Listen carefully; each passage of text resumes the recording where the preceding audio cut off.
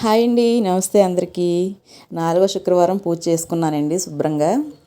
నిజానికి హైదరాబాద్ వెళ్ళొచ్చాను, కొంచెం పని మీద హైదరాబాద్ వెళ్ళేసి వచ్చాను అనమాట. ఇక్కడేం మాకు వర్షం, ఇంట్లో ఫ్రూట్స్ ఏమీ లేవు. ఒక్క జామ పండు, వెండి ఖర్జూరాలు ఎప్పుడు పెట్టుకుంటాను, ఇంకా అవి పెట్టుకుని దండం పెట్టుకున్నాను. నిజానికి అండి ఎన్ని పెట్టాము ఏం పెట్టామని చూడరు కదా అమ్మవారు. మనం ఎంత భక్తితో ఎంత శ్రద్ధతో పూజ చేస్తున్నామో అదే చూస్తుంది. అదైతే అమ్మవారి మీద పుష్కలంగా ఉంటుందండి ఎప్పుడు నాకు.